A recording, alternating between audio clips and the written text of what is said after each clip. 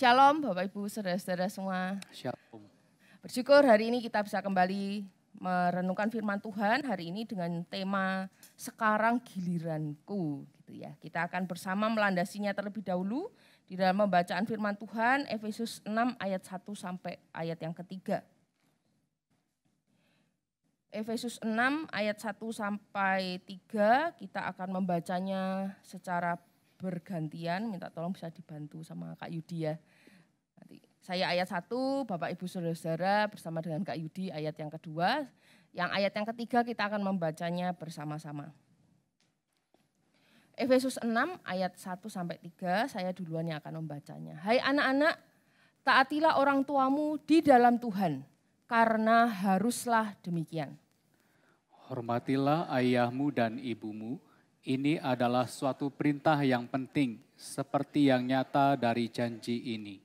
Ayat 3, supaya kamu berbahagia dan panjang umurmu di bumi. Amin. Demikian pembacaan firman Tuhan. Jemaat yang terkasih, memang sih di antara kita tidak semua pernah jadi orang tua. Juga enggak semua kita pernah punya anak begitu ya. Tapi semua kita pasti pernah punya orang tua. Entah sekarang sudah enggak ada atau sekarang masih ada bersama dengan kita.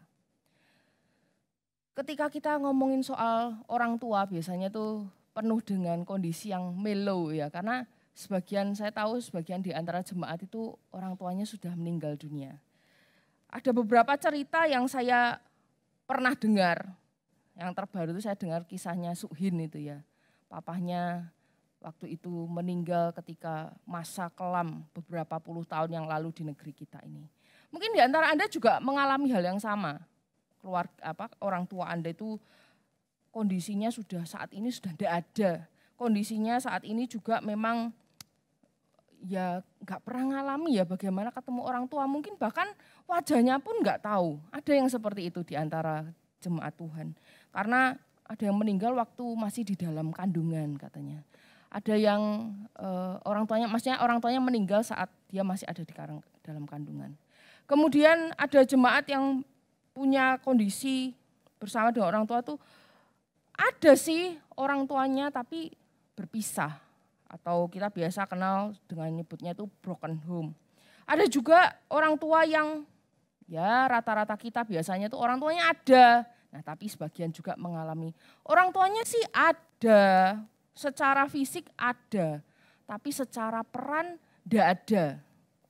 Orang tuanya ada, tapi berperan sih, tapi ya gitu itu negatif perannya. Banyak juga di antara kita kan, apalagi yang anak zaman dulu ya, anak zaman sekarang kayak nggak pernah nih. Dipukul pakai kemoceng, masih ingat waktu itu? Ada yang senyum, saya tahu Anda pasti pernah dipukul pakai kemoceng ya. Dipukul pakai ikat pinggang, pakai rotan, nah, pakai apa ya? Dulu apa sih selain itu? Sapu, wah ini pakai sapu ini nungwakal nih berarti ya. Pakai kemoceng sih rodok ringan ya. Ya beberapa di antara kita mengalami itu. Orang tua kita tuh ada sih. Atau pernah ada sih, tapi kita ngalami sesuatu yang enggak enak. Karena mereka berperannya negatif dalam hidup kita. Mungkin kalau sudah enggak ada ya kita merelakan gitu ya, mereka sudah tidak ada. Pada waktu kecil, waktu kita masih muda. Tapi ketika kita menjalani hidup terus perannya orang tua itu negatif di dalam kehidupan kita. Maka seolah-olah kita tuh menerima atau menjalani hidup ini dengan sangat tidak enak Bapak Ibu. Kalau beberapa di antara orang yang mengalami situasi tidak menyenangkan di tengah keluarga apalagi terkait dengan orang tua itu biasanya hidupnya begitu pahit dan banyak sekali pergumulan soal mengampuni lah, soal merasa tidak dikasihi dan lain sebagainya. Tetapi kita itu ya apa ya, kita nggak bisa pilih kan orang tua kita. Ada yang pernah request minta orang tua yang gimana? Nggak bisa. Atau mau tukar tambah? Nggak bisa ya. Orang tua kita nggak bisa ditukar, nggak bisa dipindah, atau kita nggak bisa mengharapkan orang tua seperti angan-angan kita yang seperti ideal, yang seperti apa. Toh sebetulnya ya Bapak Ibu kalau ngomong-ngomong tuh kelihatannya orang tuanya wah baik ya, penuh kasih sayang. Apakah nggak ada kekurangannya? Ada. Sabar-sabarnya orang tua nggak pernah mukul, apakah nggak ada kekurangannya? Pasti ada. Ya nggak ada orang tua yang sempurna sebetulnya. Tetapi di dalam kenyataan hidup kita, Tuhan itu menempatkan orang tua itu sebagai orang-orang yang dipakai Tuhan untuk melakukan sesuatu di dalam kehidupan kita, khususnya di awal-awal hidup kita. Merekalah orang-orang yang mengajari kita tentang banyak hal kan. Ya minimal ketika kita merasa, wah enggak loh, itu orang tua aku tuh dulu tuh enggak ngapa-ngapain, mek kerja, tok pergi pagi pulang malam, aku bangun dia pergi, belum bangun pergi. Aku tidur dia baru pulang, kapan ketemunya enggak pernah, kok ngomong main enggak pernah. Ya enggak berperan apa-apa di dalam hidupku, mungkin bisa jadi.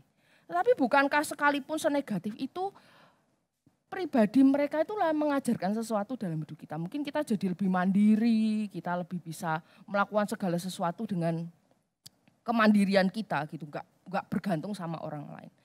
Ya ada banyak hal dalam kelemahan mereka, dalam kelebihan orang tua kita, dalam kasihnya mereka, dalam gualaknya mereka, dalam kebaikan kecocokannya dengan kita, atau bahkan yang sangat tidak cocok, atau bahkan sering orang Tionghoa itu ngomongnya apa? Jiong gitu katanya ya. Sebenarnya jiong itu bukan karena sio atau karena apa mukanya mirip katanya gitu, bukan saja nih ya. Karena memang karakter orang tua dengan karakter anak itu ya beda, suami istri aja juga beda.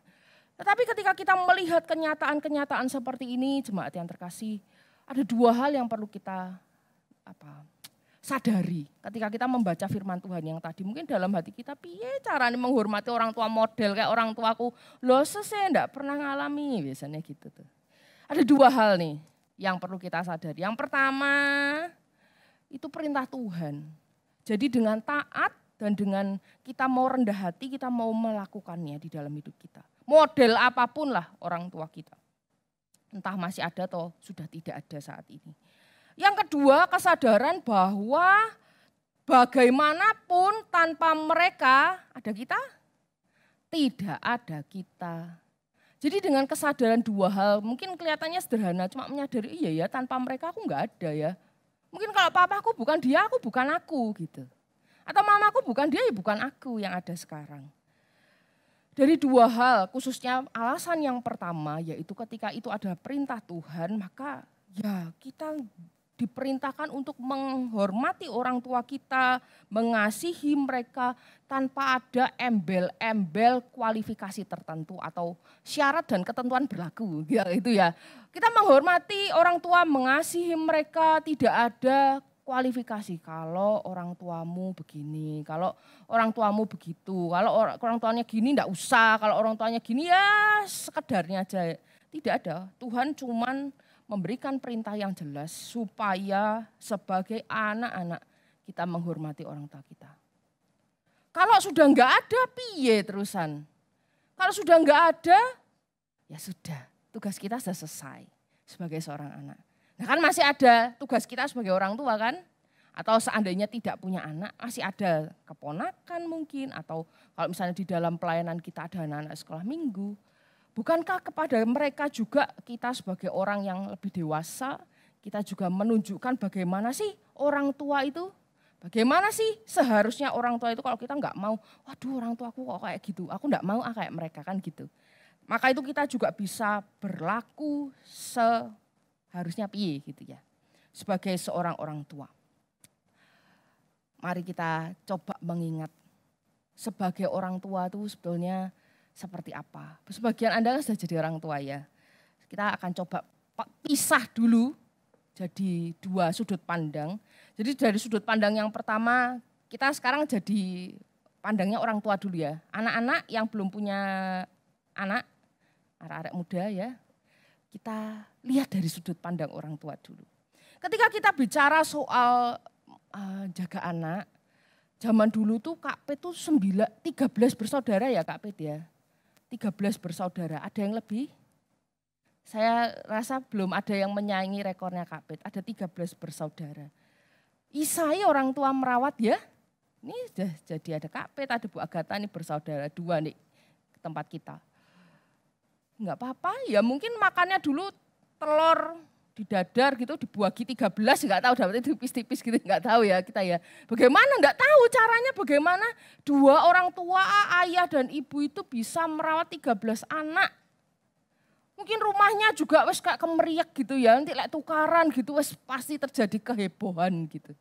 Tetapi ketika zaman sekarang itu lain Bapak Ibu, ada banyak pasangan muda itu ngomongnya apa? Aku milih child free aja. Child free itu apa sih artinya? Wis aku menikah, enggak usah punya anak. Anak itu apa? Repot. Anak itu aduh, bayar sekolahnya mahal. Belum lagi kalau ya anaknya tak ngerti sama orang tua, coba kalau anak itu duablek nakal, makin besok gede durhaka. Wah, gak usah lah, repot. Ya mending kita hidup berdua enak, santai, kerja-kerja, ngerjar karir, menikmati hidup, jalan-jalan dan lain sebagainya. Beda ya orang tua dulu sama orang tua sekarang. Orang tua dulu tuh mikirnya banyak anak, banyak rezeki. Iya gitu. Ternyata ketika saya tuh pengen tahu ya apa sih dibalik pikiran orang tua zaman dulu banyak anak banyak rezeki. Saya sampai buka-buka artikel ya. Mereka itu ternyata memikirkan bahwa anak-anak itu masing-masing punya rezekinya katanya gitu ya. Nah masing-masing punya kantongnya sendiri, punya rezeki, harapannya nih. Mereka bisa juga kasih ke orang tua. Kan dari banyak kantong makin yang masuk kan banyak gitu loh. Masing-masing itu orang tua bisa dapat banyak dari masing-masing anak mereka. Juga dalam hal ekonomi ya katanya itu ya dalam artikel ini. Jadi punya banyak bala bantuan. Sehingga di dalam keluarga itu nanti kalau anak-anak sudah makin besar bisa menghasilkan uang, itu membantu kondisi rumah supaya secara ekonomi mungkin yang kakak paling gede isanya kolahno adik paling kecil atau ya bagaimanalah cara mereka mengaturnya. Harapan-harapan seperti itu. Tetapi kenyataannya Bapak Ibu Saudara sekalian, seringkali itu meleset kan. Tidak selalu itu terjadi kan. Ketika banyak anak, banyak rezeki kan tidak tentu, bahkan kita seringkali melihat ada orang tua yang punya anak banyak, tapi ketika anaknya dewasa cuma menjaga atau merawat orang tua cuma 2 aja, gimana? Bertengkar dulu lah, engkel-engkel kamu sih, aku nggak mau, aku sih repot. Nah kayak gitu-gitu loh. Ketika kondisi seperti ini ternyata ada banyak kekecewaan di dalam hati orang tua. Itu orang tua jadi merasa aduh anakku kok gitu ya sama aku padahal dulu kecil tak besar kayak gitu. Sehingga orang tua itu ya ini kesalahan banyak orang tua sih. Menganggap anak itu sebagai apa sih Bapak Ibu? Sebagai investasi masa depan. Jadi anak ini diharapkan kan itu tadi ya banyak anak banyak rezeki. Invest dulu nih anaknya 1, 2, 3 makin banyak invest makin nanti harapannya menuai banyak. Toh ternyata itu seringkali meleset. Dan itu justru pada hari ini menghasilkan namanya generasi sandwich yang orang tua itu masih perlu dukungan dari anak. Enggak ada salahnya, sakjane ya Bapak Ibu, sebenarnya enggak salah sih. Anak mendukung orang tua itu bukan salah. Tetapi ketika itu diharapkan dan sebagai investasi, itu tuh seringkali menjadi kondisi yang tidak mengenakkan antara anak dan orang tua. Justru inilah yang membuat generasi sekarang itu merasa sangat tertekan ketika mereka harus bekerja keras, misalnya mereka gaji UMR misalnya 3-4 juta, nanti orang rumah minta separuh gitu ya untuk menghidupi orang rumah. Belum lagi nanti gak cuma orang tua, nanti adiknya sekolah atau kebutuhan-kebutuhan yang lain. Mereka sangat tertekan di dalam hidup mereka, apalagi pekerjaan mereka sangat terbatas. Ya itu kondisi-kondisi yang zaman sekarang sedang marak di sekitar kita. Ketika ada orang tua yang salah kaprah di dalam memikirkan akan keberadaan anaknya. Sebagai orang tua itu oke membesarkan anak dengan segala harapan yang ada. Supaya anaknya sukses, supaya anaknya nanti berhasil, supaya anaknya jadi orang katanya ya. Sekarang belum jadi orang, jadi apa aku ya bingung. Jadi orang, diharapkan anaknya itu wah pokoknya membanggakan lah bagi orang tua. Ya enggak apa-apa sebetulnya. Tetapi bukankah anak itu sebetulnya adalah berkat Tuhan. Yang bukan untuk Atau dianggap sebagai investasi, simpenan, ini tabunganku, nanti harapannya nanti ya aku akan menuai banyak hasil ketika aku melakukan sesuatu untuk anak. Ya enggak gitu. Justru anak yang orang tua harus pandang dari sudut pandang Tuhan ketika Tuhan berkata bahwa anak itu titipan, anak itu ada berkat, anak itu nanti akan besar dan mereka akan memuliakan Tuhan juga di dalam kehidupan mereka. Kalau misalnya menikah itu juga terpisah dari orang tua, itu Tuhan punya maksud yang baik. Bukan berarti anak kalau sudah menikah ya wes orang tuanya udah lepas, ya enggak gitu. Orang tua tetap diberikan kesempatan atau diberikan kehormatan untuk dihormati, ditaati seumur hidup mereka, itu orang tua. Orang tua juga punya standar yang jelas harusnya ketika membesarkan anak-anak mereka, yaitu dengan sesuai kehendak Tuhan. Mendidik anak tidak sembarangan mendidik, enggak dengan pukulan, dengan kekerasan, itu juga keliru. Tetapi bukan tanpa kekerasan ya, tanpa pukulan kadang-kadang disiplin itu sulit sekali terjadi. Jadi harus seimbang antara disiplin dengan kasih, itu harus seimbang. Dan harus sesuai dengan kebenaran. Jemaat yang terkasih, berbicara soal kebenaran atau standar mendidik anak ini juga sekali lagi bukan hal yang mudah. Ada banyak teori-teori di luar sana yang membuat kita bingung. Sebenarnya anak itu boleh dipukul enggak sih? Anak itu boleh dimarahi enggak sih? Boleh enggak dipukul Bapak Ibu? Boleh ya? Pasti ini mama-mama yang mukul ya. Pernah mukul mesti. Brial pernah mbok pukul enggak? Oh ceples ya, pukul, podo bel. Ya kadang kita ada perlu.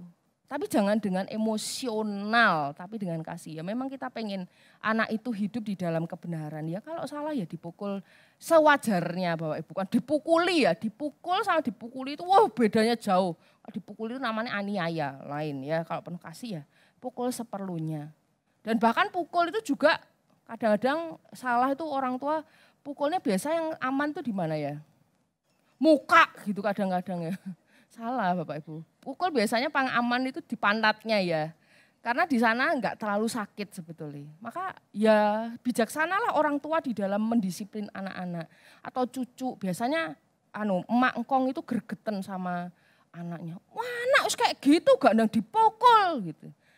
Beda ya memang ada pemikiran yang berbeda ya enggak apa-apa. Pokok kita nasihati anak kita untuk mendidik cucu kita dengan baik. Supaya anak ini bisa bertumbuh tahu mana yang benar sesuai dengan firman Tuhan. Ya itu sudut pandang orang tua ya, ada banyak ya kita memaklumi ada pemikiran-pemikiran, harapan-harapan yang kadang-kadang keliru. Tetapi sebagai anak, nah sekarang kita di posisi anak, sekarang yang orang tua coba balik di posisi anak. Di posisi anak itu juga enggak mudah Bapak Ibu jadi posisi anak itu. Menghormati orang tua, ya orang tuanya sayang sama dia. Ya kalau orang tuanya baik memberikan keteladanan, kalau orang tuanya itu waduh. Saya membaca banyak kabar, surat kabar, berita di TV. Sekarang media kan banyak ya. Orang tua tuh sekarang udah ada banyak yang rodok gitu ya. Bingung saya juga kok ada orang tua model gitu. Orang tua bunuh anak itu dulu saya enggak tumon loh. Zaman dulu mungkin kita enggak pernah dengar ya orang tua bunuh anak. Sekarang tuh berapa kali terjadi. Bukan di jauh di luar negeri, di Indonesia pun terjadi. Ada orang tua yang bahkan, maafkan, memperkosa anaknya sendiri. Orang tua model apa orang kayak gini? Ada orang tua juga yang terus menekan anaknya. Beberapa waktu yang lalu tuh saya sampai membaca curhatan. Sekarang tuh kan banyak anak muda itu bukan curhat ke Tuhan, doa itu enggak ya. Curhatnya tuh di X atau di apa tuh? Sosmed ya, Instagram gitu ya, story atau WA story itu. Aduh, kegalauan mereka tuh begitu banyak. Menceritakan bagaimana relasi mereka dengan orang tua mereka tuh sangat gak baik, penuh dengan kepahitan, kemarahan, kekecewaan. Ya mereka sebagai anak mereka berat. Bagaimana cara mereka menghormati orang tua model kayak gitu? Coba kalau kita di posisi mereka. Kita jadi anak terus orang tuanya model gitu. Mungkin kita juga akan berjuang. Piye caranya tuh Tuhan untuk menghormati orang seperti itu? Bagaimana caranya bisa mengampuni aja udah lumayan itu. Orang tua yang model gak jelas kayak gitu. Yang waduh Bu, itu bukan orang tua itu. Mungkin kita pemikirnya begitu. Tapi sayangnya anak-anak Tuhan itu tidak memberikan syarat. Oh kamu hormat taat orang tua kalau orang tuamu gini ya. Kalau orang tuamu baik ya, orang tuamu sabar ya, gini-gini. Tidak ada syarat apapun tidak tertulis di dalam firman Tuhan. Enggak ada juga tuh tulisan kecil-kecil, syarat ketentuan berlaku yang kecil-kecil biasanya kayak di iklan itu ya enggak ada. Jelas Tuhan cuma berkata ya kita sebagai anak harus hormat kepada orang tua apapun kondisi mereka. Tetapi bersyukurnya adalah itu di situ ditulis cuman begini. Di dalam Tuhan. Jadi ketika anak menghormati orang tua, standarnya juga di dalam Tuhan. Ketika orang tua melencengkan kita dari firman Tuhan, nah itu kita pilih yang mana? Taat sama orang tua atau Tuhan? Tuhan dulu, itu sudah jelas. Ketika Tuhan itu memberikan peraturan bahwa anak menghormati orang tua, tetapi tidak lebih dari standar firman Tuhan. Jemaat yang terkasih, sebagai seorang anak kadang-kadang kita sudah sibuk dengan segala keperluan kita sendiri. Udah Imlek, Lebaran, Natal, ya kadang-kadang kita nggak datang ya ke orang tua. Saya tahu beberapa tuh sibuk sampai nggak bisa bepergian kok ke orang tua. Pergi kemana aja seolah tidak ada waktu. Tapi mari kita mengingat bahwa bagi orang tua apalagi yang sudah lanjut usia kehadiran, gak usah bawa duit, datang aja mereka udah senang sebetulnya. Maka sebagai seorang anak kita perlu melihat bahwa orang tua kita gak terus enom ya. Saya ngelihat papa mama saya tuh tambah suwe tambah tua ya.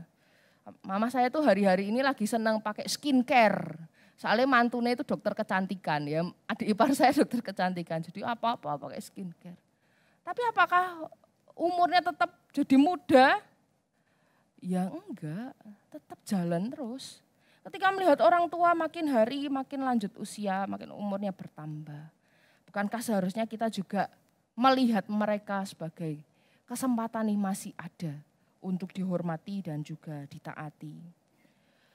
Kalau sudah enggak ada, kita mau memberikan apa saja sudah enggak bisa. Nah, di tengah pergumulan kita sebagai anak dan untuk menghormati, mentaati orang tua. Apa sih maksudnya sekarang giliranku? Dulu kita sudah dirawat, kita misalnya apa? Waktu kecil itu suka nanya nggak sih? Dan itu apa? Ini apa? Buat apa? Ya orang tua biasanya jawab atau bahkan kadang takut aja gitu. Ya kita suka tanya, orang tua suka ngajari, nulis. Saya tuh ya baru tahu kalau anak kecil itu mau belajar menulis itu susahnya minta ampun ya. Anda yang nggak ngajari anak sendiri itu pasti yang di sekolahnya atau di lesnya pasti nggak tahu nih ya. Saya juga baru tahu ketika ngajar di TK waktu itu. Ngajar anak KB itu ya, nulis cuma bikin buletan 01 tuh gampang banget. Tapi mereka begitu susah. Nah lihat bagaimana orang tua kalau misalnya ngajarin kita kayak gitu kan susah sekali. Tapi coba anak-anak, ajarono ini HP piye ini. Itu ya, anak-anak biasanya, kene aku tak bulakne gitu. Saya sendiri kadang juga nggak sabar sih. Sudah diajari sekali, lupa lagi. Diajari lagi, lupa lagi.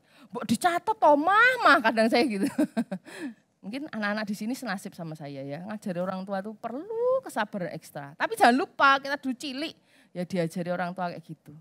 Ini saya ini ngomong kayak gini ini bahaya. Nanti sore itu papa mamaku ibadah, ini bahaya.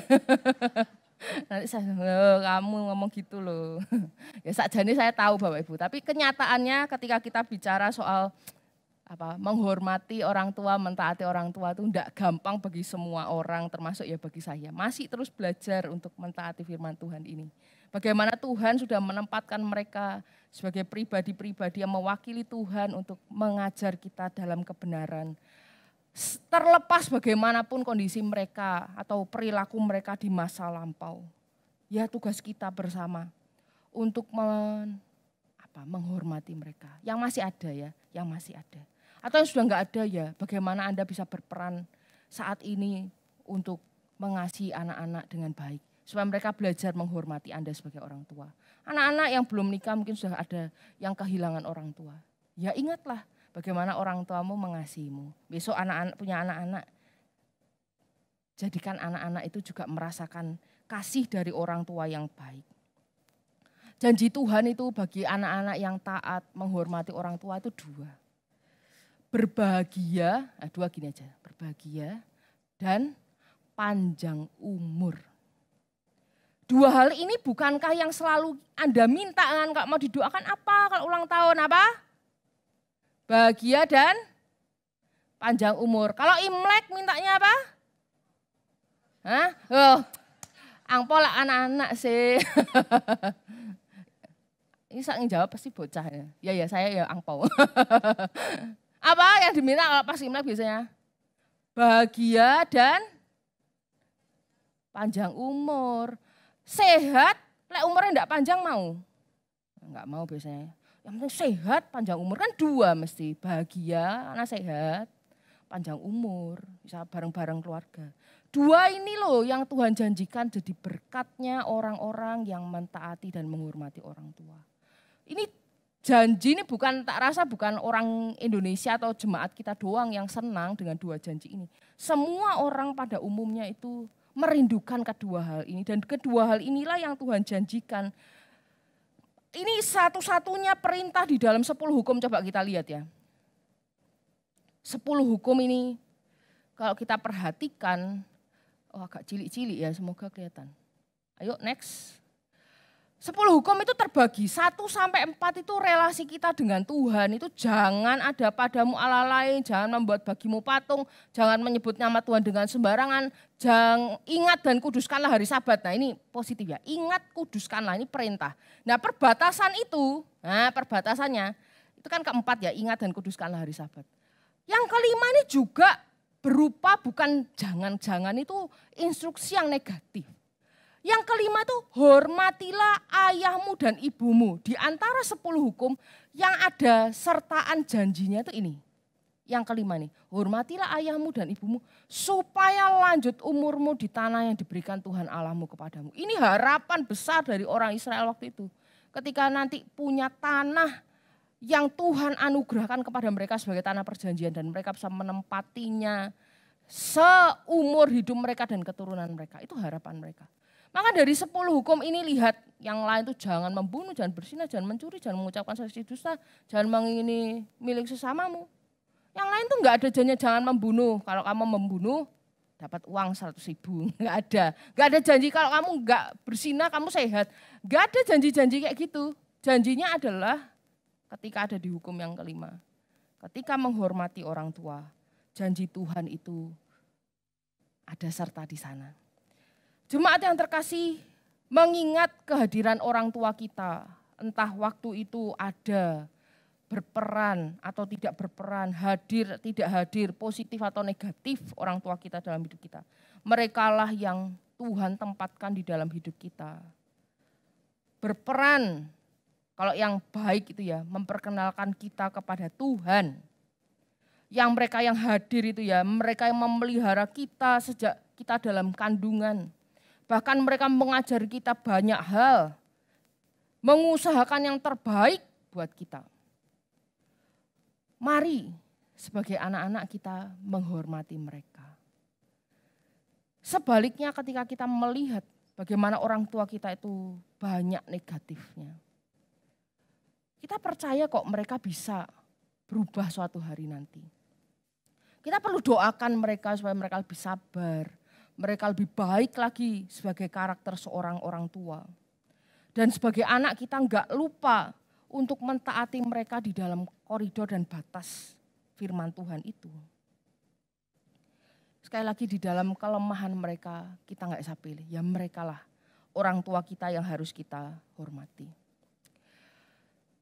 Alkitab itu mencatat sebuah peristiwa ketika Tuhan Yesus itu menegur orang di Matius 15 ayat 3 sampai 6 itu ya.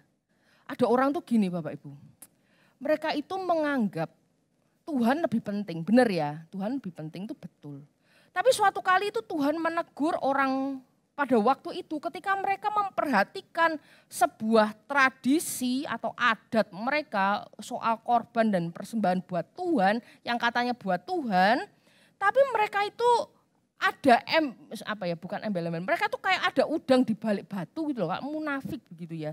Mereka itu supaya terlihat baik, mereka memberikan persembahan bagi Tuhan, tetapi di balik itu mereka sedang mengabaikan perintah Tuhan untuk memperhatikan orang tua mereka. Mereka tuh ngomong gini, aku udah nggak bisa ngasih penghidupanmu, ngomong be orang tua nih anaknya. Karena uangku gitu ya, kira-kira uang atau jatah untuk diberikan kepada orang tua itu telah dipersembahkan kepada Tuhan. Ternyata hal ini tidak diperkenan Tuhan Bapak Ibu. Tuhan tidak sedang bicara soal boleh atau enggak boleh ngasih persembahan. Oh bukan, jelas boleh persembahan sebagai rasa syukur kepada Tuhan. Tuhan yang tidak ingin adalah seolah terlihat baik memberikan persembahan tetapi mengabaikan firman Tuhan untuk menghormati orang tua. Itu Tuhan tidak berkenan. Dan Tuhan menegur mereka dengan keras pada waktu itu. Mengapa kamu melanggar perintah Allah? Ini perintah yang kelima ini. Demi adat istiadat nenek moyangmu, memberikan korban, memberikan persembahan yang seolah-olah untuk Tuhan. Ini Tuhan tidak berkenan. Sekali lagi, Tuhan tidak berkenan akan hal ini. Oleh karena itu mari kita mengingat betapa Tuhan menghargai Anda sebagai orang tua. Dan Tuhan juga menghargai peran orang tua kita sebagai orang tua. Dan menghendaki kita sebagai anak-anak itu untuk menghormati dan mentaati mereka sedemikian rupa. Memperhatikan mereka seperti mereka memperhatikan kita dulu. Sekarang giliran kita memperhatikan mereka. Orang tua kita mungkin dulu yang memberi kita uang, menafkahi kita hari-hari. Sekarang orang tua kita mungkin sudah pensiun, toko mungkin sudah kesulitan di dalam mengelola. Atau mereka punya usaha apa di zaman yang lampau. Sekarang udah gak bisa ngerjain karena keterbatasan fisik mereka. Ya mari giliran kita untuk melakukan sesuatu buat mereka. Gampang enggak? Ya orang tuanya apik sih gampang. Kita akan dengan sukacita, dengan rela hati kita akan melakukannya untuk mereka. Tapi ketika orang tua kita itu mengecewakan itu Anda butuh pertolongan yang ekstra seolah-olah gitu ya. Ya kita hari-hari orang tua baik pun kita butuh ekstra pertolongan Tuhan untuk terus setia menghormati dan mentaati mereka. Tapi kalau misalnya itu ada pahit, ada kekecewaan itu, wah mari kita minta Tuhan tolong. Supaya kita itu dimampukan tetap menghormati dan menghargai mereka. Setiap anak yang mengerti firman Tuhan ini, mari kita melakukannya dengan pertolongan Tuhan. Nah sebaliknya orang tua. Kalau saat ini saya nggak tahu sih bagaimana kondisi orang tua di gereja kita. Masing-masing saya nggak tahu, saya kadang kenal cuman Anda tok yang hadir atau yang ibadah di sini. Saya nggak kenal anak-anak Anda sebagian. Mungkin ada yang merasa diabaikan sekarang, anak-anak jarang pulang, itu wah pasti kecewa. Cucu loh, ada video call loh yang gak pernah telepon, mungkin gitu. Diabaikan terus nanti gak dihormati. Mungkin kita karena kita butuh, seolah-olah butuh atau mereka yang ngasih uang ke kita, mereka kayak meremehkan kita sebagai orang tua. Kita ngomong apa, anak-anak dengan mudahnya membantah, tidak menghargai nasihat kita. Atau apalah yang Anda alami saat ini sebagai orang tua yang merasa tidak dihormati dan ditaati oleh anak-anak. Bukan mungkin, saya tahu hati Anda pasti nelongso ya, sedih, kecewa terhadap anak-anak yang seperti ini. Tapi sebagai orang tua Kristen, sebagai orang tua yang percaya kepada Tuhan, kita punya senjata. Bukan kayak ibu malin kundang yang langsung dikutuk jadi batu, bukan. Doakan mereka. Doakan mereka dan kita selalu ingat mereka di dalam hati kita. Doakan mereka supaya Tuhan ingatkan mereka. Ada kita loh yang mengasihi mereka. Ada kita yang menantikan kehadiran mereka sehari-hari. Kita rindu supaya bisa kumpul keluarga, ada saatnya kumpul. Kita doakan anak-anak kita supaya mereka mengerti terhadap orang tua. Doakan mereka supaya mereka juga ingat akan firman Tuhan ini dengan baik. Dan bisa melakukan peran mereka sebagai anak yang sudah waktunya atau gilirannya untuk menjaga orang tua. Ya kita-kita ini. Jemaat yang terkasih, firman Tuhan ini seolah-olah gampang, seolah-olah ya simpel lah. Sebetulnya saya menyiapkan ini tuh, sebetulnya ini kan semua orang wis tahu ya. Tapi untuk melakukannya tidak semudah itu. Mari kita memohon Tuhan menolong. Baik kita sebagai orang tua kepada anak. Dan secara khusus hari ini fokus kita dari anak kepada orang tua. Kita mohon Tuhan menolong dan memampukan kita. Amin, mari kita berdoa.